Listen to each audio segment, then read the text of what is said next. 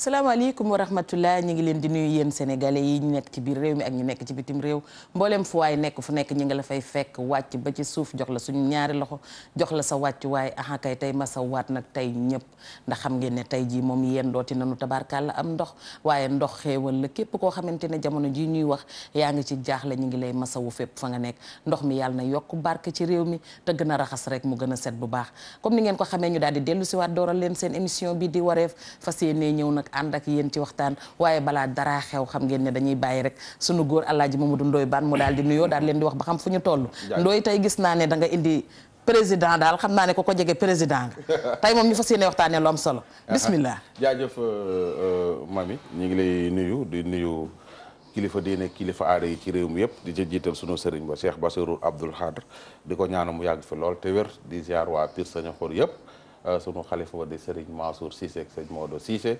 ak moom parent Jibi Diagne sa xarit boobu wallaay sama papa monsieur le maire Serigne Boub ñëpp ñu ngi leen di ziar di dalal gan gi jàmm ñaari gan sax tey laa am di nuyu Eva ma ca ndox ma wallaay ndeysaan taw boobu téye ko ñëpp ñi taw bi téye ci mbedd mi rek yàlla leen yàlla def rek ñun dem ak jàmm yegg ak jàmm te ndox mi daal di ñiis ak jàmm wala leneen dañu ci dalaat gis ngeen man damaa tooy xepp sax fi mu ne da nga naan Ndoye da nga naan danoo tooy invité bi rek moo tooyul moom xam nga yaa macha allah Ndoye man tey damaa décidé woon tey toog fee mën a jàkkaarloog moom waaye comme lii la yàlla dogal tey damay pinge samay cër monsieur Mamar Ndao ñu ngi lay nuyu te di la dalal bu baax ci émission bi di wareef waaw maa ngi leen di nuyu yéen ñëpp ñi ci plateau bi di nuyu ñuy seetaan ci biir réew mi ak bitim réew yëpp jërëjëf kon dañuy ñëw daal di nuyu nag sunu naatangoo bi nu bokkal biir kër gi muy Merry Beye di ko wax ne ko Merry xam naa li ñuy waxtaanee tey dina la itteel ndax di nga ñu ko yóbbul ci li ci net bi waaw dëgg la maa ngi leen di nuyu yéen waa équipe Wareef di nuyu aussi suñu invité bi di leen remercier ci invitation bi ma ñëw fekkee waxtaan bi ndaxte location moom defe naa ne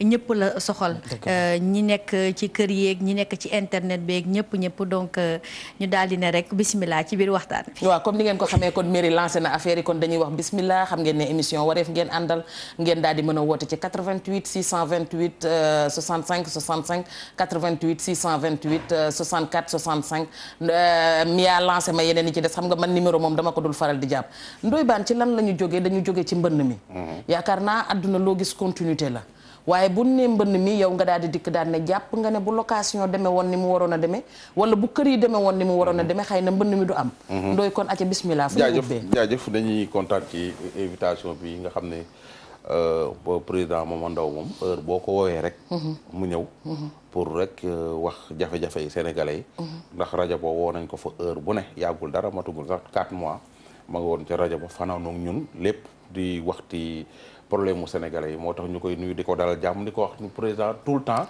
sénégalais yi sonn nañu yaa ngi ciy teg sa bët sénégalais yëpp ñu ngi ciy teg seen bët ci wàllum location malgré loi bi terewul location bi loyer bi mi ngi grimpé di yéeg kaw lan mooy problème bi waaw problème bi dafa yaatu lu tax mu yaatu parce que xam nga boo gisee location nekk jafe-jafe nit ñi seen loxo moo jotul seen ginnaaw ñu def benn étude boo xam ne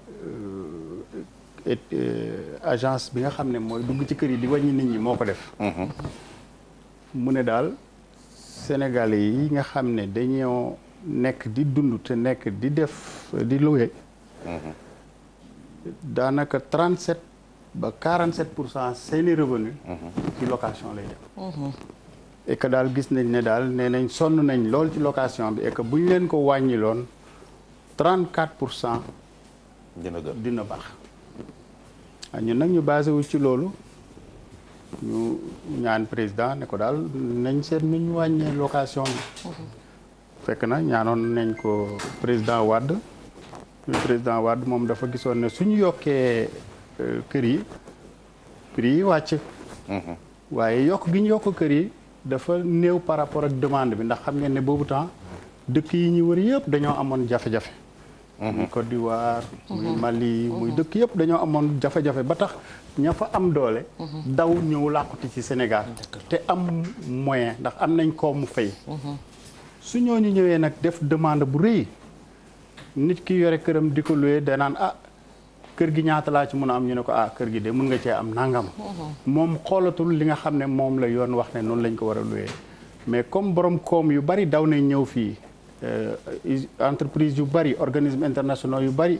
ñu andi leen ñu ñëw Sénégal demande bi solvable gën a yokk bokk na ci léegi yéegaloon prix yi ñu gis ne prix yi ci période bi li nga xam ne moom la njëgu kër di jar maanaam li ngay fay pour jënd matériaux yeeg li nga xam ne moom ngay fay ci banque beeg yooyu yëpp yokk na 44% maanaam téeméer boo jël 44% la yokk. mais ñu gis ne yokk bi ñu yokk prix location yi téeméer boo jël 256% la yokk ñu ne ah lii nag xam nañ ngay jënd dara muy jar dërëm. ñu teg ci dërëm yooyu it nga tegaat dërëm. xam nañ loolu waaye nga mu tegu 44%. yow nga jël 256% teg ko ci ñu ne loolu ëpp na. ci lañ proposé président ne ko nañ wàññi location bi jaarale ko ci ni mu créé commission bi 2 minutes la commencé après ñu yaatal ko ba ñëpp ñi nga xam ne daal ñoom ñoo ŋànk mbirum location ñu bokk ci. bañ defee ba yeggali liggéey bi ñu ne kon dinañ mën a wàññi location bi 29% pour ñi nga xam ne. mooy borom ñu néew doole ñi fay location yi ndaw yi wàññi 14% ñi digg doomu 5% ñi nga xam ne ay borom xaalis lañ ñu ne ñoom jarul leen ñu leen wàññi lu bari. loolu nag mu nekk loi ñu def ko ñu def ko assemblée ñëpp ko voté opposition comme majorité. ñu démarré nag di appliquer comme ki nga xam ne mooy fay location moom mooy ñëw di fay chaque mois. kooku mooy ki nga xam ne moo ko war a njëkk a appliqué ndax ku daan fay 100 000 wàññi nañ la 29 000 da ngay ñëw rek ne ko 71 000 yaa ngi nii. su ne lii nag nga ne ko loi bi kat génn na te validé nañ ko. commencement bi jàmm ne ñooy ñu bari kii mais ca bi loolu di am tamit am na ñoo xam ne xam nañ ne mooy 29 000 lañ leen war a wàññil mais dañoo ñëw ci seen bailleur ne leen wàññil 5 000 kese. xam nga lu tax. ñoom ci seen bopp jàpp nañ na suñ defee loolu bailleur ba ci boppam dañuy won bailleur bi ne ko ñun kat loi may nañu 29 000 waaye ñun 5 000 kese lañ la laaj pour que moom itam bu amee jafe-jafe bailleur bi ci boppam bu mu ko teg li ko yoon wax. bokk na ci loolu mooy le problème fondamental bi ñu am ci mbirum location. parce que monsieur Ndao foofu baal ma bëgguma la dagg mais boo ñëwee ne bailleur bi am waaye li ma yoon may teggil naa la ko. bailleur bi dafay taxaw ut ay moyens am nu mën di def pour daal di lay génne yaag sa njaboot. pour daal di roofaat keneen. ñoom it loolu la ñuy daw. voilà xam nga léegi ñoom dañuy jàpp ne suñu waxee bailleur bi ne ko man kat yoon may na ma nga wàññil ma 29 000 wàññil 29 000 kon bailleur bi day wàññi ne yoon a ko wax. mais bu fekkee ne yow fayoo ko bailleur bi da lay génne day jaar procédure yóbbu le tribunal ñu def kii pour mu génnee la parce que bu boobaa tam day wax yoon a ko wax mais ñoom ci seen calcul jàpp nañ ne suñu ñëwee ne ko man kat yoon 29 000 la ma may mais 5 000 kese laa la wax nga wàññi dina tax bailleur bi dugal yërmande moom loolu lay calculer. donc kooku calculam loolu la. mais am na ñu def calcul boobu ba pare tërewul bu ñu amee jafe-jafe bailleur yi indi leen jafe-jafe. donc premier jafe-jafe bi mooy ci consommateur bi parce que ñetti groupe ñoo am problème. donc su fekkee consommateur bi dafa nekk ci situation boo xam ne loxoom jotul ginnaawam. muy am léegi-léeg ay retard wala muy bañ a fay li nga xam ne moom mooy àqam ak yelleefam du ko nangoo laaj parce que day bañ kële moom itam su amee droit ne ko bantam droit lii la ma wax. mais tey jii yoon may na la nga dëkk ci kër fukki at 30 ans 50 ans sax nga xëy benn jour rek ne waa ji li ma doon luyee damaa jàpp ne dafa seer. su ko defee dañuy dem ci juge bi day oo benn expert mu calculer njëgu location bi. su fekkee ne njëgu location bi par exemple mi ngi lay laaj 150 000 te 100 000 la woon. da lay rembourser 50 000 yi mu jëloon ci yow yëpp. te day risqué sax ñu jàpp ko ndax yoon daf ne képp koo xam ne loué nga kër ci prix bi nga xam ne bokkul ak prix bi ma wax man état su dee moo ko gën a rëy dinañ la daan ba juróom-benni weeri kaso su fekkee ne da nga koo defaat maanaam 3 weeri kaso bu dee première fois la. wala juróom-benni weeri kaso bu fekkee da nga ko defaat mën nañ laa alamaan ba ay 1,5 million. kon ki nga xam ne mooy locataire bi loi da ko protéger ba nga xam ne waaye comme étude bi dafa wane ne ci ñi nga xam ne ñoo nekk ci location juróom benn fukk ak 57% dañuy am léegi-léeg jafe-jafe pour fay location bi normalement ça veut dire que léegi-léeg mu am benn mois bu ñu raté wala ñaar wala dara ñu rattrapé waat léegi-léeg ñu am jafe-jafe su dee nag waa ji ci condition yooyu lay nekk moom toujours du nekk ne dina mun a laaj droit am parce que moom respecté wul devoir am. man daal maa ngi ñëwaat ci yow. ndax fi nga wax nii fu bari xam naa ne.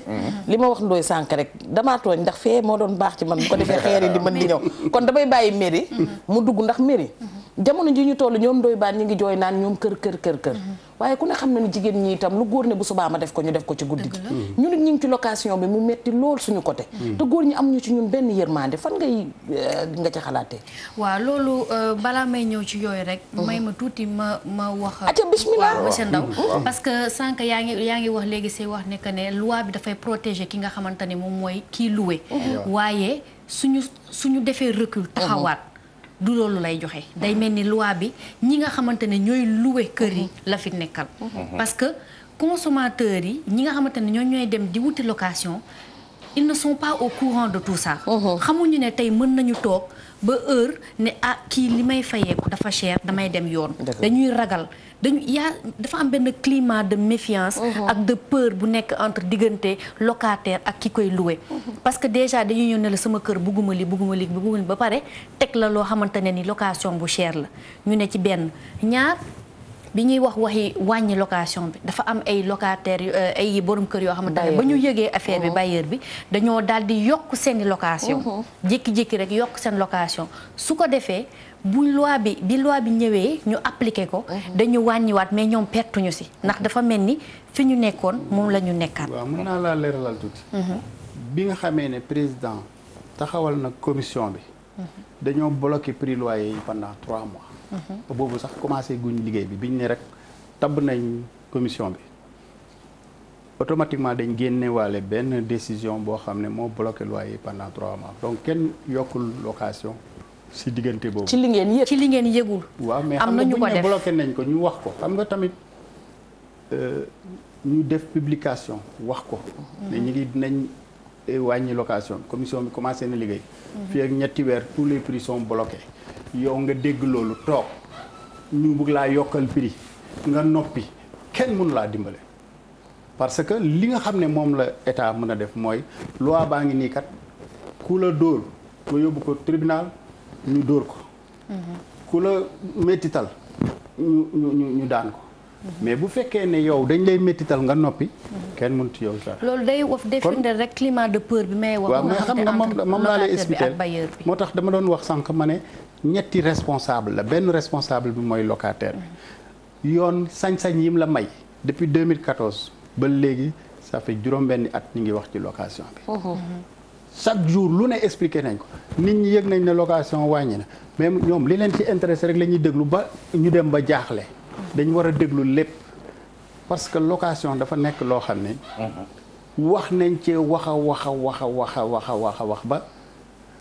Sénégalais bu taxaw ne man xaw ma loolu ci xaw ma li ma yoon may nga dem seeti koo xam ne xam na li yoon wax mu dimbale la mais bu fekkee da ngaa toog su ruq rek ne man kat xaw ma woon ne am naa droit ci lii wala am naa droit ci lii est-ce que ñooñu tamit jot nañ yomb nañoo jot ngay non ñun moom tey ji boo xoolee képp ku am jafe-jafe ci location boo ñu saisiré ñun dinañ la accompagner ba tribunal ba fépp foo xamante ne bi foofu pour sa yoon sa àq ak sa yelleef. xam nga tey. waaw pardon. te ñun duñu état. ñun association lañ ASCOSEN duñu état. mais ñun ñoo dox bañ wàññi location bi ñun rek ñooy def suivi bi tey ji boo demee police sax dañ naan demal ASCOSEN boo demee préfecture ñu ne demal ASCOSEN.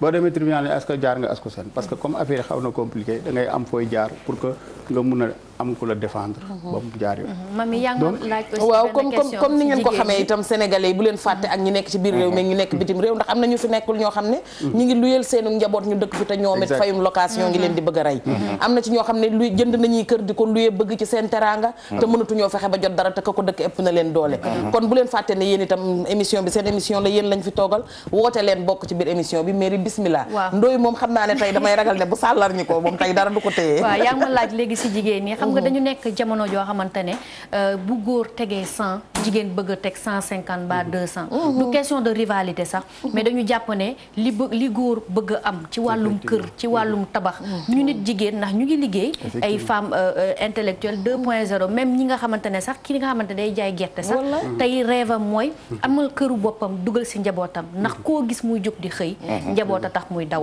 donc bëggoon nañ tamit ñun ñu xalaat ñu bu baax ñun jigéen ñi ci wàll mi ndaxte fi góor xàccee tabaxee ñu nit bëgg nañ defee noonu ndax ñun ñëpp njaboot la ñuy dawal mais de li mu wax am na solo mais c'est que Momar ñii ba léegi dañuy tourner autour li Sénégalais yi di dund mooy seen loi boobu c'est zéro loi bi voté nañ ko dox na 1 an doxatul nit ñi tey jii lan doon fay avant loi bi fi ñu dafa double bi la ñuy les Sénégalais yi di fay boole ceeg yokku ñu jiixi jaaxa les Sénégalais suuf xel yi dañu gën a jaxasoo ci problème bi kii donc loi ba maanaam fi mu nii Sénégalais yi man mi nga xam ne maa ngi ci location maa ngi bëgg a dee mami ngi bëgg a dee yow sa jëkkër gi yow bëggoo dee sa jëkkër gi bëgg a dee c'est loolu problème boobu la ñoom actuellement les Sénégalais souffrent bailleurs yi du ñëpp nag am na ay bailleurs yoo xam ne vraiment ñoom dañuy respecté kii bi et tout du ñëpp quoi mais bariwuñu su dee 10 kenn la wala ñaar mais problème bi mooy dafa mel ni état bi wala ñenn ñi dañoo ragal bailleurs yi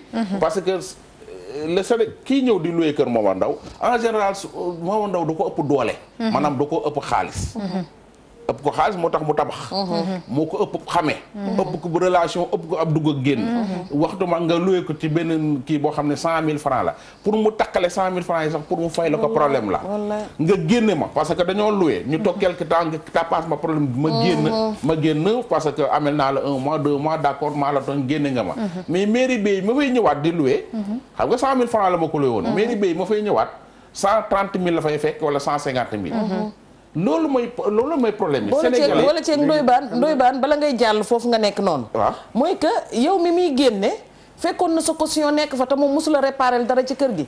mais booy dem mu tëye sa caution te mairie mi ñëw day joxewaat caution. voilà mais nag monsieur Ndao vraiment tey li ma la wax rek tey am naa trop lu ma naqari parce que dama laa fanaan rek mën nga te encore li ci gën a garaaw léegi nit ñi 4 mois la ñuy la 5 ak bulletin de salaire. voilà 4 mois mais solvabilité bi. léegi moom su fekkee jege nga man dañoo yaakaar ne waaye déedéet yoon nañ wax yoon rek. nañ wax yoon waaw parce que tamit yaa ngi sonn nañ ci doon itam. non waa ji day seetaan wa rek guddi chaque guddi da koy seetaan mais waa ji monsieur le président mais vraiment les gens sonn nañ de. non nañ wax yoon yow li tax nag monsieur Ndao nga war a wax ci yoon wax ci côté état bi mooy man liñ ma yóbbante mooy nee nañ bi nga féetee ci côté boobu ba léegi dafa mel ni yuuxu yi daa wàññeeku.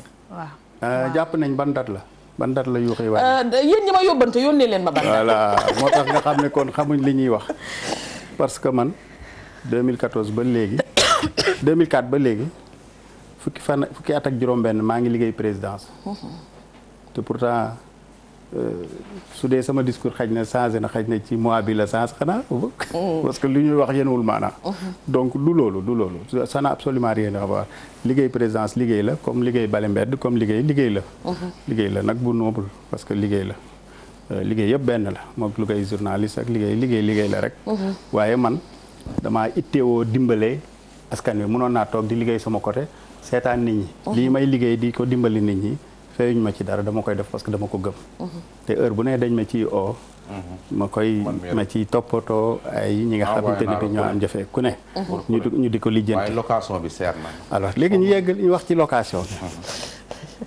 xam nga location ba ña nga xam ne ba ñuy wàññi loon nañ leen fekk ñu ngi woon ci biir location ñu wàññi leen 29000 ñuy fay 100000 ñooñu ba léegi amuñ benn problème xam nga ñan ñoo am problème ñi nga xam ne toxu nañ parce que dañoo war a déménager dem feneen wala toxu nañ parce que dañoo am jafe-jafe mënatuñ fay ba ñu génne leen ñooñu ñoo gën a am jafe-jafe parce que suñu ñëwaat feneen dañ leen di proposer ay prix yoo xam ne xaj na romb na njëg yi.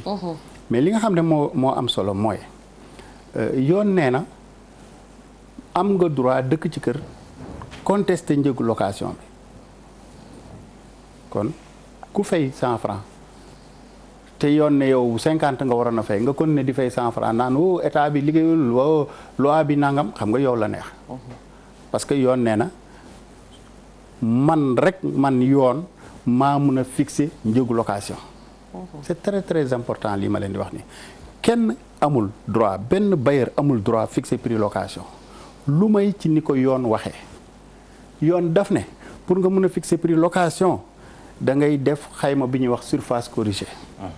surface corrigée boo ko defee yow li nga investir ci kër gi dinañ ko jël en compte waaye itam doo lor ki nga xam ne mooy locataire bi yow munoo koo def ki koy def mooy expert immobilier da ngay jël expert immobilier wala nga dem waa domaine ñu defal la ko su ko defee kayit googu nee nañ nit buy ñëw di louer si sa kër kayit googu nga koy jox nga ne ko domaine kat ñoo ko calculer mi ngi nii wala expert bi moo ko calculer mi ngi nii lii mooy li ma la war a laaj. loi nee na kayit googu su la ko joxul yow locataire bi soo ko dénoncé dinañ ko alamaan 200 000 francs minimum ndax kayit gi joxuloo ko rek benn. loi nee na contrat de location li ci nekk d'ordre public la mooy kenn amul droit signer même yow bu dee locataire bi d'accord nga ci loo xam ne nekkut ci lii yoon prévoir. je donne un exemple tey jii xam nga nit amul droit ne kii kat dama ko indi police ñu ne lu ngeen jotee mu ne contrat bi dama ne koon réel ma diw rey ko. xam nga loolu c'est d'ordre public. contrat réel ma nit loolu. contrat location noonu la mel. li yoon wax kese moo ci mën a nekk. indil bulletin de salaire yoon wax ko amu ci droit xanaa kon ñi nekk informel ñëpp dootuñu luwee. looloo ma jaaxal di. amuñ ci droit. ils n'ont pas le droit il faut pas que nit ñi di accepter. mais il faut ñu wax ko nit ñi non amul droit. dañ koy laaj amul droit depuis daaw. mais dama lay expliquer ko laaj ma laaj la sa bopp. voilà merci. amuñ ci droit c'est-à-dire que il faut que Sénégalais yi mbéjum kanam borom moo koy fajal bopp. mais dafa am lu ma wax ci commencement bi mais loolu ngeen jëlul en compte mais loolu mooy problème sérieux mooy ne population yi néew ji doole bi soo néewee doole mu leer na la yow munoo assurer ne chaque mois di nga fay normalement da ngay négocier toujours lu ñu la teg nga tegoo ko ba pare naan état bi la.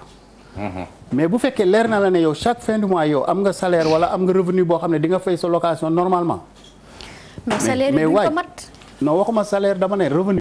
salaire wala revenu. mais monsieur Ndao ci biir revenu boobu yàlla mën na la dimbali. nga dugg tàmbali di fay normal. nga dem ba ci biir ndog ñëw. waaw nga feebar. waaw wala nga nekk chômage technique. wala sax adduna dab la. voilà léegi nag su fekkee nag yow da ngaa nekk koo xam ne yooyu ngay calculer waale. naan non en cas man fi mu ne nii sax am naa salaire mais mun naa dem bi ci digg bi nag dog ngay calculer yooyu nga naan en cas de ndog il faut que ma def noo xam ne waa ji moom it du ma teg yoon parce que su ma ko tegee yoon bu ma amee ndog daf may teg yoon. def loo mën daal nga bëgg a wax. déedéet c'est-à-dire da ngay dugal sa bopp ci situation yoo xam ne. waaw am na koo xam ne xam naa ne daf laa bëgg a am lum la laaj. kon ñu jël ko dellu si waat. salaamaaleykum wa rahmatulah. waaleykum salaam wa rahmatulah. sëriñ bu baax bi ñu ngi lay dalal ci sa émission wareef. merci beaucoup soxna si na nga def. ñu ngi sant yàlla bu baax. alhamdulilah ñu ngi leen di nuyu yéen ñëpp di leen gërëm. ñu ngi lay fay. di rafetlu émission bi ak kàddu yu am solo yi ngeen di waxtaane ak thème yu am solo yi. jërëjëf. vraiment du ma habitué di woote ci télé sax mais dama bëggoon def benn témoignage bu ndaw rek par rapport ak thème bii ngeen di wax ne xam ne location aussi wax dëgg yàlla. lu metti la ci Sénégalais yi. wallaay. sincèrement lu metti la te ku leen ci taxawu aussi war nañ koo sant war nañ koo gërëm. dama dégg léegi ci seen biir waxtaan ngeen di wax ba tudd Momar Ndao di ko wax ci taxawaayam par rapport ak bi muy nekk Ascosen ak bi mu demee ci gouvernement bi di liggéey mais sincèrement dama am témoignage bu ndaw rek bu ma bëggoon def ci moom man maa ngi tudd Khadim Sène dëkk Diamaguène. bismillah sëñ Khadim. waaw moi je le connais même pas mosuñu gisee xamante wuñu mais sincèrement mën naa la limal 4 problèmes yoo xamante ne bii c'est lié au consommateur. dama ci mës a am problème. mais dama koy bind rek yàlla xam ne day jël yëf yi en charge. yàlla xam ne ba ñu réglé ko ba ñu booleem ak ay commissaire ba ñu réglé ko ba mu jeex te mosuñoo gisante mosumaa xam ku mu doon. ndeysaan.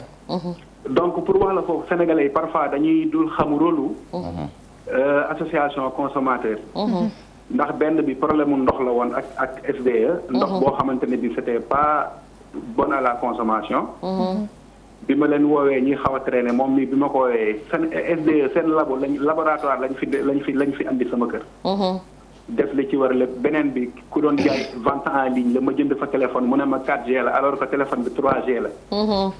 bi ma ko woowee bind ko mail moom en personne moo lay tontu moo lay woo téléphone moo lay wax ak yow ba teg la ci yoon. sincèrement loolu témoignage ba may def ci moom la musuma ko gis je le connais même pas. waaye dama koy bind mail rek mu tontu ma. vraiment taxaw ci taxawaay boo xamante ne bii. mais yooyu yëpp mën naa baax mais location bee ko tëj rek. yooyu yëpp réew mi di ko remercier bu baax monsieur Ndao. non loolu c'est bien yàlla taxawaay bi mu am yàlla na ko. amiin Serigne Khadim témoignage boobu rafet na lool xam naa ne am na ñeneen ak ñeneen ñu bëgg a témoigner lu mel noonu. waaye xam nga sénégalais moo mel noonu rek bu jaaxlee ci li mu xalaat rek lay wax. man chaque weer ma yónnee ko kenn. wallaay ndeysaan. mais location bee ko të. loolu mooy problème bi. seen commission boobu seen commission bi ngeen tegoon. ci wàllum location commission bi instant bi anamu. non xaaral moom laay expliquer. ñun aar nañ la yow. waaw nee nañ kenn amul droit louer la lu seer. man maa ngi bëgg a dégg. waaw looy xaar pour kalaame. xam nga tam sénégalais yi problème boobu lañ am. yoon nee na ku la teg lu dul yoon man yoon maa ngi fi wax ma ko ma teg ko ci yoon. yoon nee na kenn amul droit louer la lu seer yow nga ne ñu ngi lay louer lu seer nga toog di kaas rek yore sa télévision naan li ñu kii bi normal dafa seer rek. xam nga tam loolu doom du sotti. il faut que. mais monsieur Ndao tamit monsieur Ndao. kuy kalaame da ngay dem police wala nga ñëw ci ñun ñu di accompagner. man loolu laa la bëggoon laaj damay joxe benn exemple. xam nga léegi-léegi am ay bailleurs yoo xam ne dañuy jéem a génne ñi nga xam ne ñooy locataires yi. ut ay prétexte quoi. pour génne leen pour jéem a yokkaat bu baax a baax. yoon nee na munoo génnee locataire ci yi condition. muy yan. benn mooy mu bañ laa fay bu la fayulee nag 1 mois kese am nga droit commencer procédure bi mooy lan da nga koy yónnee huissier bi ñëw ne ko ah Moussa de nee na fayoo ko weeru mars. bu dee fay nga ko nga génne kayit gi bu dee fayoo ko convoqué naa la may naa la 8 jours soo fayul 30e jour bi naa la woo naa la tribunal soo demee tribunal rek juge bi da naan fayoo ñu nañ ko génne c'est aussi simple que ça loolu la yoon wax. beneen bi mooy nga ne yow kat kër gi da nga ciy dëkk occupation personnelle. ñii lañ may ñi ne mun nga cee génne nit pour dëkk ca. il faut pas que mu nekk agence de location. il faut mu nekk borom kër guy luyee moom mun a wax loolu benn. moom pour moom mu dëkk ca la moom. wala doomam. wala doomi soxnaam. wala wayjuram moom. wala wayjuru soxnaam. maanaam ndeyam wala baayam wala ndeyi soxnaam wala bàyyi soxnaam. moom mun laa génnee sax pour dugal frère am waxuma la sax frère si moom seexandoom mënut a génnee nit pour dugal ko donc ñooñu la. su fekkee dafa bëgg a génne waaj gi war na génne bulletin de naissance kooku aada kii bi maanaam carte d'identité kooku wax ne diw la dëkk diw ak diw lii lañ bokk nangam sama doom la wala sama soxna la wala sama bàyyi soxna la wala sama ndey soxna joxe pièce d'état civil am ci demande bi benn. ñaareel ba moom ci boppam pour mu mun laa génne il faut que ngeen nekk ci li ñuy wax période triennale maanaam ku dugg 2014 2017 lay am 3 ans. su duggee 1er janvier 2014 1er janvier 2017 ci lay am 3 ans 6 mois avant 1er janvier 2017 la koy mun a jox document boobu ne ko may naa la congé 6 mois pour nga génn su xaaree ba mu des 5 mois mu jox ko valable atul il faut que mu xaaraat léegi beneen 3 ans maanaam 2020 kon xam nga loolu pour mu rassembler conditions yooyu congé boobu day fay day continuer di fay. waaw mais parce que yaa ngi dëkk ci këram di ko utiliser donc da ngay continuer di fay donc boobu beneen bi mooy nga ne damay toj kër gi defaraat ko benn rek la loi may mooy nga rajaxe kër gi tabaxaat ko démolition reconstruction mais damay karo damay lii mënoo cee génnee nit te pour loolu il faut nga joxe turu architecte ba adresse am ak yëpp wala nga joxe entrepreneur bi wax travaux yi te période boobu nga xam ne ci nga koy raser kenn amul droit dëkk fa ku dul gardien kon amoo droit génnee nit ba pare dugal keneen. mais loolu yëpp duñ ko respecté. waaw moom laa lay expliquer damay ñëw loolu laa lay wax c'est-à-dire que donc pour génnee nit man gis naa ay bailleurs yoo xam ne jooy nañ xàcc parce que mënuñoo génnee seen locataire ndax bugg nañ génnee locataire bi mais locataire baa ngi fay normal su locataire bi di fay normal pour nga génnee ko c'est la croix et la bannière ndax locataire dañ koo protéger mais locataire bi nga xam ne dañ koo protéger te moom laajut li nga xam ne moom mooy àqam ak yelleefam day am jafe-jafe su ko xamul mu dem ci ku ko xamal. parce que monsieur Ndao man xam naa ko xamante ne nii xara xam nga dafa am benn principe de base. munoo ñëw dawal ñëw nii feu bi rouge nga ñëw jàll ñu nga xam ne xaw ma ko woon. dafa am lu tubaab di wax nemo consentur ignorare legem nul n'est censé ignorer la loi maanaam loi kenn mënut a wax ne xaw ma ko woon. wala yëgu ma ko woon. apes nit mu dee ñu ne noo nga ne xaw ma woon ne loi am na loolu amul kon képp koo xam ne locataire nga première chose booy def rek mooy loo xam ne xamoo ko rek demal laaj ku ko xam mu leeralal ñun nit ñi dañuy ñëw ci ñun ñi di leen di gindi di leen accompagner nit bugg laa génnee wala ngay fay nit mun a du jël yooyu yëpp am na solution ku ci ñëw ci ñun dinañ la accompagner ba tribunal ay milliers et des milliers de réclamations la ñuy jot par an yoo xam ne li ci ëpp ñi nga xamante ne ñooy locataires yi ñooy gagné mais kayit guñ la jox nag am na ay kayit yu ñuy joxe nit ñi dañuy jël kayit gi ñëw noppi wala ñu jox la kayit nga ne doo ko jël. kayitu huissier kuñ jox kayitu huissier bul ko wañ a jël de. jël ko ndax il faut nga jël ko pour xam li nekk ci biir lan la. soo ko jëlulee dañ koy yóbbu mairie wala ñu yóbbu ko chef de quartier mun nga cee bañ a jot. kayitu huissier kuñ ko jox rek indil leen ñu ko. ndax suñ ko jàngee dinañ xam ndax urgence lay doon en général. mais ñu jox la kay rek nga noppi rek nga xaar ba affaire bi passé ñu jugé la par défaut. yooyu itam day am mais monsieur Ndao man gis naa koo xamante ne nii li nga wax ni raison bi dafa ñëw fekk ñi fa dëkk nañ fa pendant 4 ans 5 ans. waaw di fay normalement kër la woon sax. mu xëy suba ne ko dafa soxla këram parce que dafay dëkk si. jëw kaw jëw suuf ne dafay dëkk si jox ko 6 mois. ba kooku fexe ba ni mu di génnee. léegi nag pour mu jox ko 6 mois yooyu. conditions yi su respecté wul. mais kër googu bi ñu toppee histoire bi ba ci kanam. dañu gis ne li mu ko waxoon defu ko daf ko takkal motif pour génnee ko. mais dafa jël kër gi daal di ko transformer auberge. kooku nag yoon nee na. auberge la ko def te dara fekk ko si ndax. yoon yóbbu na ko yoon waaye dara fekk ko ci. yoon nee na. boo génnee nit ne ko damay def nangam te defoo loolu. di nga ko rembourser 2,400,000 bu doon koo xam ne 100,000 la doon fay par mois maanaam 24 mois de loyer. su fekkee yow ci sa bopp da ngaa génnee locataire bi yow borom kër gi nga ñëw dëkk fa de. xam nga kon def nga li nga waxoon. mais nga dëkk fa moins de 2 ans nga génnaat di nga joxe 2,400,000 ndàmpaay. soo génnee nit dugal fa koo xam ne sa frère la. donc koo xam ne bokkul ci ñi liste ne moo fa war a dugg. bu la attaqué da nga ko rembourser 2,400,000. loolu yëpp mi ngi fi pour protéger locataire bi. mais su locataire bi luñ ko teg mu noppi waaw kii na génnee na ma dugal def na ko auberge wala dugal na keneen non. du ko xam du ko xam déggoo li ma la wax nañ dem ci ñi ko xam nañ ñëw ci ñun ñu dimbale leen. dañ leen di dimbale gratuitement fayuñ dara. mais est-ce qu'il y a une rétroaction de la loi par rapport ak loolu. non déggoo li ma la wax nee naa la mun ngaa dëkk ci kër pendant 10 ans. yaa ngi dégg 10 ans. nga dem ci juge bi nga ne ko man kat waa ji li may luyee damaa jàpp ne dafa seer juge bi lu muy def day jël benn expert mu ñëw mesurer kër gi yëpp calculer waat prix bi su fekkee moom mi ngi lay luyee 100,000 150,000 te 100,000 la waroon luyee 50,000 yi passé dala koy rembourser. mais kon ci foofu ci la surface corrigée bi di duggee parce que dafa mel ni. merci que ni dañ koy wax nii rek. mais est-ce que yéen a ngi jot ñoo xam ne ñi ngi dem di ko def normal. ak yéen fu ngeen ci toll boobaa tey ndax yéen a ngi koy xamloo nit ñi. waaw moom laay expliquer xam nga léegi yoon dafa wax ne yow kër gi pour nga wax prix bi ñaata la. munoo ko. da ngay dem ci expert mu calculer ko. nu mu koy calculer mooy li ñuy wax surface corrigée. surface corrigée mooy day calculer biir néeg yi xam nga mur yi day am surface bu mu jël. donc mur boobu dañ ko ciy dindi. loolu tax ñu ne surface corrigée donc day mesurer ci biir kër yi kër goo xam ne ñeenti néeg la soo ubbee palanteer bi jàkkaarloog géej même kër gu taqaloog moom. nekk ñeenti néeg te boo ubbee palanteer doo gis géej bi nga xam ne doo gis géej mooy gën a yomb bi nga xam ne day gis géej. maanaam gis géej boobu sax prix bi da ko ci calculer. kër goo xam ne dañ ko dër ak kër goo xam ne marbre la ci suuf bokkuñ prix. kër goo xam ne boo nekkee ci biir kër gi bëccëg lumière bi day leer ba doo taal lampe moo gën a cher kër goo xam ne da ngay taal lampe même buñ bokkee même zone même quartier même emplacement ak yëpp. kër goo xam ne fi muy nekk foofu moo gën a cher yi terrain moo gën a cher maanaam kër goo xam ne Almadi la ak kër goo xam ne Géejawaay la déjà base prix yi day changé ndax terrain bi dañuy calculer ñaata lay jar au mètre carré. mais monsieur Ndao fi ngay waxee nii parce que ñu nit dañ fee toogal sénégalais yi.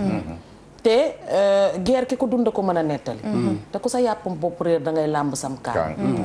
ndax ku ci nekk ci ñun mus ngaa fanaan guddi goo xamante ne. wala ku la jege fanaan na guddi goo xamante ne. bu doon sagoom du ko fanaan. xëy na taseeg baadoo la kàppaañoor yi moo ko fanaan loolu.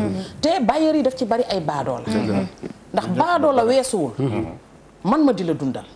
ndax yow li nga yor yëpp da nga koo leb. man damay wax ma ne ngóor a du tabax. ndax boo tabaxee te man mi ca dëkk di la fayuma la di nga am problème ak banque ba donc su boobaa dinañ la génne ni nga ma génnee. mais ma ñëw dëkk sa biir kër di la fay pendant fukki ati yàlla musuma laa yàqal. xëy benn bis nattu dal ma wala ndog dal ma nga yore ma di ma yoroxee ne yoro jàll ca fuuta. coow ma ba ma seen wàccal ma xam mbaakol yee fonde te du ma ca ñam. dëgg la ngeen di wax ak askan boo xamante ne suñu xam-xam bariwul.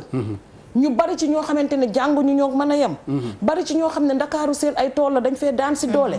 ngeen toog naan bi luwaa bi nee bi luwaa bi nee bi luwaa bi nee nit ki boo koy jàppale da nga koy fekk ci niveau bi mu nekk. est-ce que du ngeen yokk seen communication wala ngeen xam ne ay néew ji doole ngeen di jëflanteel ngeen taxaw indi beneen phase boo xamante ne ñun dinañ ci gis suñu bopp. xam nga dama doon commencé wax sànq mais waxtaan bi moo ñu dévier damay wax ñetti responsable yoo xam ne ñoo tax location bi am jafe-jafe. ma commencé ci ki nga xam ne mooy locataire bi beneen bi mooy bailleur yi xam nga wax nga léegi ci bailleur yi nga ne daf ci am ñoo xam ne daal bëgg yi ay porox ndoox lañu. étude bi nga xam ne moom la agence nationale de la statistique et de la démographie def mooy kiy dugg ci kër yi di wëññi nit ñi ñaata lay nee na téeméeri kër yoo jël juróom fukk yi ak ñaar ak genn wàll ñi ko moom dañ koo doon maanaam jënduñ 5 francs génnewuñ 5 francs jënd kër gi dañ koo doon 2,5% maanaam ñaar ak genn wàll yi dañ leen koo may comme ndooy rek am kër yu bari xool benn jigéen bëgg ko takk ko meeg ko kër. kan moo koy may kat. comme yow. Mari Baan rek la sañ a defal loolu. waaw soo amee maanaam comme. waaw comme yow rek exemple la jox rek. day mel ni man damaa xamuma nag moom bu ma jaxasee. waaw d'accord waaw maanaam ku am kër yu jëlal kay jëlal jaay. waaw d'accord kenn ab benn ab Babacar bu am xaalis waaw. léegi nag su ko defee mu nekk ne. téeméeri nit yoo jël. ay borom kër yoo jël. juróom fukki ak juróom. kër yi ya ñuy loué di ci am xaalis nekkul kër yoo xam ne dañoo dem xuloog maçon comme maanaam li ñuy wax jënd ay ciment leb banque nangam pour jéeg te ñooñu ñu ngi fixé prix yoo xam ne 256% la gën a cher prix bi mu war a doon donc loolu ce n'est pas normal beneen bi mooy donc ñooñu mooy bailleurs yi nga loolu mooy seen responsabilité ñu ci bari bëgg nañ benn peeru bëgge boo xam ne façon rëcc bu ne ñu ngi koy jéem a rëcc ci loi bi xam nga loi bi mu génnee dafa wax ne képp koo xam ne defoo surface corrigée wàññi da ngay wàññi automatiquement nangam dañ ñëw naan la def nañ surface corrigée mais surface corrigée bi ñu def dañ ko war a defaat parce que loi surface corrigée bi dafa am ay décret yoo xam ne décret yooyu itam changé nañ ko te bu appliqué décret yi prix bi itam dina wàcc donc mënut a rëcc ci wàññi bi benn deuxièmement da ngay gis ku ñëw ne la damay defaraat génne la dugal keneen defaraat bi yoon da ko encadré mënul nekk beneen mooy nit ne la dama ko soxla pour dëkk ci mënul nekk su fekkee ne tiwul te yooyu yëpp defaraat ak dama koo soxla pour dëkk ci mënul nekk lu may nga nekk ci période triennale te période yooyu pour nga tomber ci dafay jafe ndax juróom benni weer avant anniversaire ba la war a doon te loolu pour tomber ci c'est très difficile donc génne na seen commission bi laa bëgg a xam commission boobu anam commission bi est-ce que mi ngi existé ba léegi waaw commission bi xam nga boo xoolee dañu wax commission bi nga xamante ne sur la baisse du loyer maanaam commission bi liggéeyam moo nekkoon fexe ba génnee loi boo xam ne suñ ko appliqué loyer bi bees léegi nag ñun ci suñuy conclusion am na luñ proposé woon dañ ne woon ñun kat dañ bëggoon du loolu passé ñu taxawal li ñuy wax observatoire du loyer et de l'immobilier maanaam kuréel goo xam ne suba mi di ngoon nan la ñuy def ba gérer affaire yi location affaire yi prix yi ak yooyu moom la ñu waxoon ne dañ ko taxawal mais ba léegi loolu amagul donc troisième responsable bi mooy état moom laay wax ne xam nga premier responsable mooy consommateur bi deuxième bi mooy bailleur troisième responsable mooy état ndax loolu bu ñu ko defoon tey ji observatoire boobu tey dina nekk loo xam ne dina mën a dimbali ñu bari ndax dinañ mën a dugg ci kër yi di kii ak yooyu yëpp dinañ gérer daal affaire bi beneen responsable mooy gis ngeen ne boobu ba léegi loi yi génn depuis Senghor ba léegi ci affaire location dañu wax ne ministère bi yore koom gi mooy ministère bi war a surveiller affaire loyer mais gis ngeen ne biñ ko wàññee ba léegi mosoo leen a dégg benn yoon ministère bi nga xam ne mooy ministère des finances mu wax ci affaire location te moom la ko yoon sant ne ko yaa ko war a surveiller comprendre kon day tagateem bi parce que bu fekkee ne ci côté état bi ni ñu ko war a defee suivi bi ni ñu ko war a defee wuñu ko li ñu war a taxawal nga xam ne bu ñu ko taxawalee mbir mi dina dox tamit bu fekkee loolu amul tamit day sooxe donc ñetti sooxe yooyu benn bi consommateur bi néew na doole ba tax day am jafe-jafe location su ko defee moom pour li nga xam ne moom la ko yoon may pour mu ñëw taxaw laaj ko du ko ñeme ndax dafay jàpp ne bu subaa dina am jafe-jafe fay wala dara kon waa ji bu ko tegal ci yoon day am jafe-jafe kooku benn la beneen bi mooy ñi nga xam ne ñooy bailleurs yi am na ci ñoo xam ne dañoo buggee te ba nga xam ne teñ cay sax dépensé wuñ ci kër gi du baax kër gi day pant boo nee kër mu ne nii merci ci tuyauterie bu yàqu ndox mi di ballee gauche ak droite exactement escalier yu dëngalu mag ñi di daanu exactement mais état bi itam dafa am foo xamante ne yow mi leen jege te nekkal fi consommateur yi loolu yaa ko war a wax yow ci sa bopp wala nga xool noo ciy defee ay waxtaan ba ñu gën a dégg li nit ñi bëgg a wax gis nga loi fullaxoo ak réeroo kenn du ko jël ci boo yore askan wu néew doole lan mooy loi fullaxoo ak réeroo mooy que dañuy yàkkamti ba jiital charrette bi fas wi soog a ñëw te dawalin wa day ñaaw dafa am loi yoo xam ne boo koy jël mesure d'accompagnement yi dafay taxaw ba pare ba ponk yi taxaw ba dëgër gis nga booy xeex ak saay-saay doo leen ne suba ma song si leen da ngay bàyyi ba bët set ñu gis la nga taxaw non moom laay expliquer xam nga tey ji boo xoolee loi yi nga xam ne ñoo fixé njëgu loyer depuis temps de Senghor la woon ak sang de Abdou Diouf ak yooyu donc loi yi fi nekk dañ ko respecté wuloon kese mais du loi bu bees de loi bi nga xam ne moom lañ bindi ba jël ko mooy ne nañ wàññi location bi de nangam mais ni ñuy calculer location loolu ay loi la yoo xam ne ay décret yoo xam ne depuis 1977 lañ ko def est-ce que gisoon ne tey jii état bi war na mën a jëlaat projet de loi boobu yóbbuwaat ko assemblée nationale ñu waxaat ci carrément jëlaat ci ay mesures ba pare utal ko non mesures yi am na yëpp am na loolu ngay wax nan yëpp am na ba pare ci loi man j'aurais même dit ñu gën a sore dans la réflexion parce que sànq da nga ne état moom mooy fixer prix location mais léegi pour yombalal ñi nga xamante ne ñooy locataires yi est-ce que mënuñu fixer carrément prix locataire location yi par zone nga xamante ne yow boo jógee nga ne da ngay dem Almadies tu te dis que dans ta tête Almadies à partir de temps la léegi il faut que ma leeral leen il faut ngeen comprendre li nga xam ne moom mooy njëgu location nit ñi da ngay gis ñu naan woy dañu waroon wax Almadies temps la Almadies nangam déedéet du noonu kese la yombee da ngay wax d'abord Almadies terrain bi naa la ba pare nga ne kër guñ tabax ci Almadies bu am lii nii nga koy calculer donc li nga xam ne kër nekk na xaar yàlla te gën a baax kër Almadies voilà donc loolu bokk na ci li tax mënoo tëb rek wax ne Almadies non da ngay wax dafa am yu bare yuy entrer en jeu maanaam daal nu ma la ko mën a xaymaa ci lu gàtt mooy kër gu ne dañuy xool njëg la génnee ci prix location bi njëgu kër gu ne nag mi ngi dépendre ca nan lañ ko tabaxee nan la dayoo fan la nekk fan la placé woo terrain bi nu mu toll ak lu muy jar yooyu yëpp dañ koo calculer génnee ci nag prix location bi maanaam tey jii ñaari kër mun nañ taqaloo Almadies duñ bokk prix location parce que nañ leen tabaxee bokkul wala nañ yaatoo bokkul mun nañ bokk yaatuwaay sax te duñ bokk prix parce que matériaux yi ñu def ci biir bokkul mun nañ yaatu bokk matériaux de construction duñ bokk prix parce que niñ ko dessiné kii moo gën a am lumière ki gën a am lumière mooy gën a cher donc loolu yëpp lañ jël en considération ci li nga xam ne mooy la loi sur la surface corrigée pour que ki nga xam ne mooy bailleur bi du perte ki nga xam ne mooy locataire bi duñ ko nax bu ñu respecté woon loolu nga xam ne moom la yoon wax mais kon nit ñi duñ am yenn jafe-jafe yi mais ñiy continuer di am jafe-jafe location dinañ continuer di amee jafe-jafe location parce que dañoo am jafe-jafe revenu soo amee jafe-jafe revenu même location bi bu dee 1000 francs la te nga am loo 1000 francs te nga war a am foo dëkk da ngay am jafe-jafe. mais mi ginnaaw comprendre nga donc loolu ginnaaw ki mairie kenn respecté wu ci dara. maanaam loi ba fi mu ne nii Sénégalais yi respecté wuñ ci dara.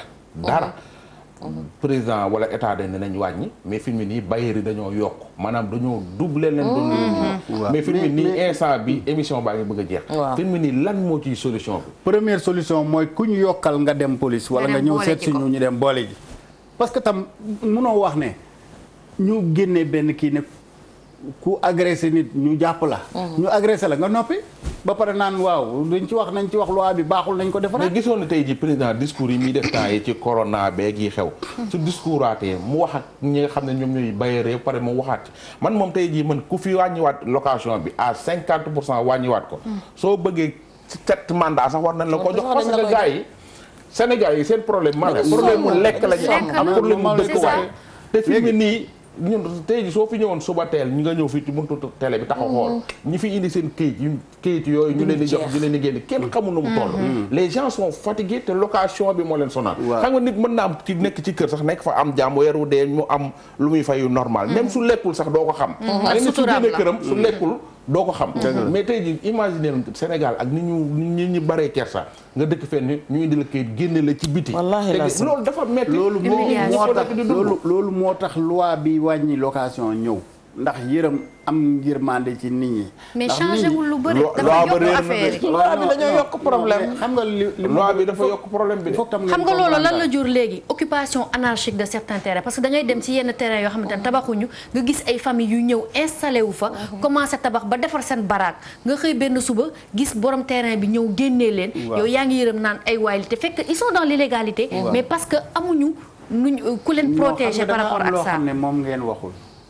mooy néew doole bi nit ñi néew doole loolu mooy jafe-jafe bu mag bi parce que ki néew doole te war a am fu mu dëkk te amul lu mu fayee location kooku bu location doon 100 francs sax dina am problème fay 100 francs parce que amul 100 francs yu mu fay est-ce que comprendre nga néew doole ji mooy base u jafe-jafe bi gën a rëy ci affaire location ndax su nit ñi néewuloon doole location lu mu mënti doon ñu fay ko mais ki néew doole war a fay 100000 mënut a fay 100000 parce que dafa néew doole.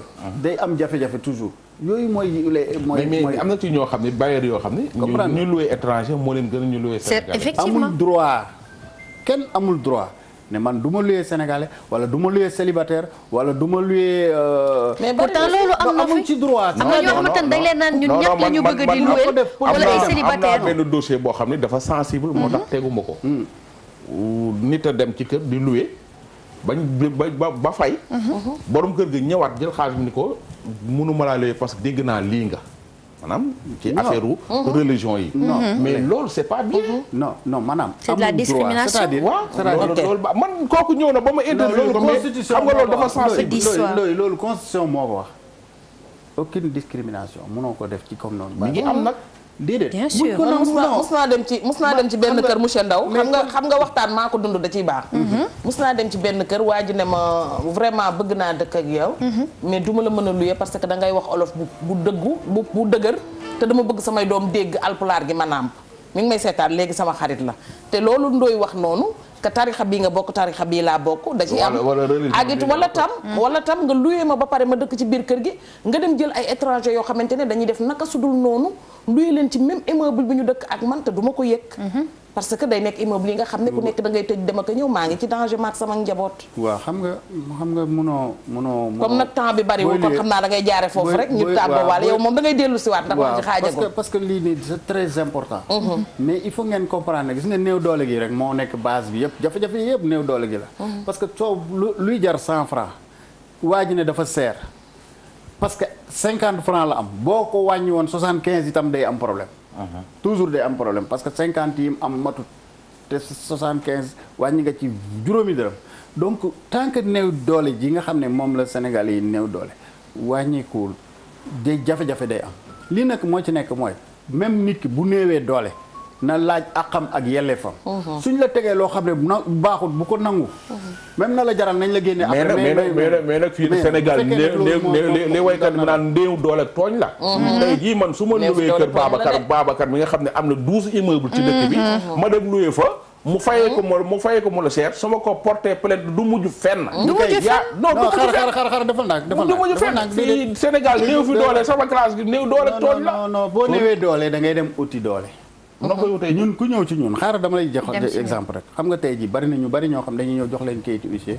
ñu fëlantal fàtte noonu ba affaire bi dal seen kaw bañ génne leen fekk dañ leen di génnee ci yoon. kuñ jox kayit gu la jaaxal. ñëwal ci ñun dinañ la accompagner yow amoo doole xamoo ñun dinañ la accompagner ba jaarale la ci yoon ba tax yow sa yoon ñu respecté ko sa loi ñu sa àq ak sa yàlleef ñu respecté. mais bu fekkee ne kon da ngay jaare foofu rek laaj ko dernière kii bi ñu def tour de table daal tàggatoo ndax xam naa waxtaan bi moom du xaaj. li ma bëgg a xam mooy tey jii d'accord Ascosen mi ngi jouer rôle bu am solo. mais état dafa teg commission. commission bi tey jii man su ma amoon. commission bi liggéeyam jeex pare na léegi dafa am beneen commission bu ñu waroon a teg. boo xam ne moom lañ tuddee woon l'observatoire voilà du loyer et du logement. waaw mais commission boobu teguñ ko. suñ tegoon commission boobu li ñuy def ñun nii tey jii te ñun duñu état mais commission bi moo ko waroon def est-ce que comprendre nga wax bi foofu laa doon wax moo tax ma ne ñetti responsable am na boo xam ne état la am na boo xam ne consommateur la am na boo xam ne ki nga xamante ne bi mooy bailleur bi la. mais président ginnaaw yaa koy gis commission boobu lu tax doo ko observatoire. waaw xam nga à un moment donné dañ doon wax agence yi dañ leen di wàññeek yooyu institution yeeg loolu moo waraloon ñu ne commission boobu nañ ko ajandi. mais xam nga nit ñi 4 mois la ñuy laaj ci 5 mois. xam nga amul kenn amul droit lii la yoon wax. kenn amul droit laaj lu romb ñaari weeri caution. caution donc mun nañ laaj benn weer wala ñaari weer suñ la laajee benn weer mu baax na buñ la laajee ñaari weer baax na caution. léegi mais comme loyer dañ koy fay par avance maanaam da ngay fay avant ngay tëdd. donc da ngay fay tam benn mois. muy 3 su fekkee da ngaa jaar ci agence.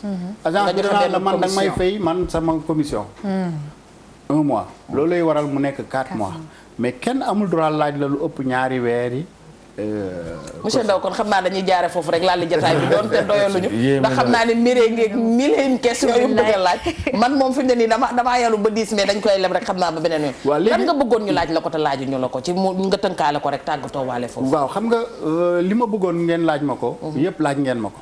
parce que li ngeen ma laaj mooy lu tax affaire bi doxul nit ñi niñ sonne et cetera te loolu mooy laaj ku leen bëgg a jot waa Ascosen pour nekk ci jafe-jafe guddi yi ñu toll. ñun suñ permanent fan lay jaar suñ permanent 77 677 95 91 mooy numéro am. baamtuwaat ko ndax ñi nekk ci jafe-jafe dañoo bari. 77 677 95 91. monsieur Ba moom mooy ki nga xam ne moom moo ñuy gérer lépp luy location yi ku ci am jafe-jafe réclamation yeeg yooyu yëpp.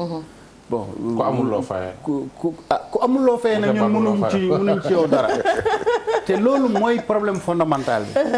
bon beneen bi tam maa ngi remercier kii wootee téléphoné ndaxte. fanweeri at ñu ngi jàppale ay nit. seen affaire day baax rek ñu noppi de. duñu oote de duñu oote mukk kii boo déggee ku oote rek en général day ko oote naan waaye def leen seen liggéey. Momar Ndao kañ lay wàcc keneen yéeg. waaw keneen yéeg wax di dof rek ngay dégg. mais ñi nga xam ne réglé nañ leen seen cas. ci ay situation ay millions. ñii ay problème sérieux nga xam ne ñu ñëw bugg a nangu sa kër te fekk c'est pas vrai su war ñu nangu sa kër nga dellu sa kër ñu ñëw ñu coupé la 5 ans ndox amoo ndox ñu lijjanti ko am na de chaque jour ay milliers de problèmes lañuy non monsieur Ndao yow dañuy toogaat ci biir semaine bi incha allah kon xam naa ne ñu nit am maa ngi koy remercier moom itam moom mi ootee def témoignage xaw ma ko gisuma ko mais ku ñu saisir ñun dinañ lijjanti jërëjëf Ndao Merry am nañu mbégte lool ci bokk ak yow jotaay bi gis nañ ne indi nga fi waxtaan wu am solo wax fa dëgg yàlla ndax xam nañ ne li ci des sax a ëpp dëgg la lan nga amoon bëggoon ko wax moom itam maa ngi leen di déjà di remercier ci invitation di remercier aussi monsieur Ndao man li ma koy wax rek mooy xanaa ci wàll gi ma nekk dañu nekk jamono yoo xamante ne technologie ak digital dafa daal di am doole ñu bëgg leen rek ñaan ngeen gën a yokk seen présence sur réseaux sociaux yi ngeen gën a yokk seen présence sur le digital ndaxte léegi ñu ci bëri seen premier réflexe mooy du ñu nekk sax di wër di woote dañuy dem ci réseaux sociaux yi wala dañuy dem ci internet bi jéem a xool fan la ñu mënee am contact Ascosen wala monsieur Ndao wala monsieur Ba donc nu ngeen gën a mën a fësalee seen communication ci digital bi rek xam naa ne dina baax trop pour ñi nga xamante ne ñoom ñooy dinañ ñëw moom mu jàppale ñu bu baax mbir mi. waaw kon affecté nañ la mairie. voilà. mairie ñu ngi ci sañse bi laaj na macha allah. merci Jojo la Jojo Chic. waaw mais man day li ma koy wax rek mooy neel président mu jàppale ñu sonn nañ trop ci location bi de wax dëgg yàlla. non xam nga ko do bailleurs yëpp mais bailleurs yi ñi ngi bëgg a yóbbu nit ñi laaxewu te soo loué fenn foo xam 200 000 250 000 ngay fay. bon loolu soo ci un an bi rek millions yi bare nag te encore am na ci ñoo xam ne duñu muñale sax benn fan ñi nga xam dañuy loué sax 50 000 sax par weer bu pantre su tuuti lay doon ba du am toilette du am dara néeg la néeg Sénégalais yi location doole na sonal trop loolu na ko état bi xam la mu defoon ba indi loi boobu na ko defaat yóbbuwaat loi bi assemblée après ut ay police boo xam ni mooy surveiller loolu képp koo xam ne yaa ngi def na ko tudd noonu ki nga loué ci location bi ñu teg la ci yoon même yow mi loué tamit soo xam ne yaa ngi def na ko tudd noonu kër jàmbur ga yenn saa yi nit tabax këram bu rafet jox la ko nga yàq kër ga carrément xam nga yàq ko defa lu la neex wala nga xam ne da ngay génn nga yàq kër ga loolu day am loolu tooñ la ñi ñaari côté yëpp mu am police boo xam ne mooy surveiller yooyu parce que sénégalais yi am dëkkuwaay ak lu ñu lekk rek mooy seen problème sénégalais su amee fu mu tëdd fu baax nelaw fu baax weeru dee mu fay di lekk lu baax amul benn problème te wax entreprise yi kon ñu yokk salaire du ñëw ku ko wax grève du ñëw ñu yokk salaire yi tamit mais booy comme xaalis bi ngay recevoir xaalis bi ngay recevoir moo tax ngay location bi yaa location la ñu woote woon gars yi bëccee ki wàlla ndax xale gi daan waxal seen soxla ñi ngi waxaat ak état bi ndaxte bu fekkente ne ay logements sociaux amul da ngeen di fexe ba location en vente mën a am parce que ndaw luy liggéey lu nekk kër nga soxla kër moo tax kenn ku nekk jóg di kër yi mënoo dund ba xëy retraité 60 ans dafa gaaw te xëyu ñu liggéey ci 20 ans bu ñu tàmbalee di liggéey mënoo wax a wax ba am kër te kër dafa bokk ci teraanga as gor ndax kenn ku nekk bëgg nga foo wéer sa wet bëgg nga foo wéer sa njaboot ñu tëdd fa te liggéey ba dee te yow ki ngay versé yore loo ko juróomi dërëm su bëggu xëyee bëgg laa wittaxu dalay wittaxu ba set wicc génne la jëlaat sa morom dugalaat ci biir kër gi continuer di encaissé yéen bailleurs yi itam xam leen ne benn lekk bu ci ëpp riba la immeuble yi da ngeen di mujj fu ngeen di mujjee ak moom adduna moom ñett yi rek a fi am fu ñu ko hospitalisé ban heure lañ koy defee rek kañ la enterrement bi yéenay xool nag bu ngeen ci bëgg ngeen jël def leen ci yàlla ji balaa ñuy def ci yéen ndax kër yi ngeen am gënewu leen ko nit ñi suuf kenn moomu ko te kenn du ko xëccoo te kenn du ci lor sab nawle delluwaat di tàggoot waa Sénégal gépp di leen wax ne kenn gënu leen monsieur Momar Ndao ñi ngi lay sant te di la jaajëfal bu baax yow ak waa ASCOSEN ndoy baan kenn du yow cal mbën na ma nii la woon location bi gis nga indeeti nga sa ki mairie jërëjëf waaye di sant Mia ak mbooleem waa régie ndaxte xëy na ñoo fi toog di wax waaye yéenay jàmbaari fàkk tëdd yi ndax boole buum ba ñu gis nit ku nekk xam na ne yombul di jaale waat bu baax Ndeela moom nga xamante ne képp kuy génn télé tey jigéen mënoo waat ne mosoo ñamuk pérugam mu doon nit ku baax yàlla jël ko ci ak ndawam kooku jotaguma ci woon xam naa ne Aysata Si loolu yëguma ko Aysata Masta ndaxte nit ku baax la moom itam di jaale képp ku ñàkk sa mbokk ñu ngi lay jaale waaye képp koo xamante ne yaa ngi ci bànneex yàlla na ko yàlla yokk àdduna nii rek la bu ñuy amee naqar ñi am bànneex Cheikh Banne bisou sama góor yow itam kenn du yow di waxaat Ndiaye chéri bébé ne ko kenn gënu la jërëjëf Mia kon ba subaak jàmm Eva ñi ngi lay seet fi nga nekk tey wax ne yàlla na yàlla defal ñu jàmm ba ndox mi yàlla bu ci kenn loru ba subaak jàmm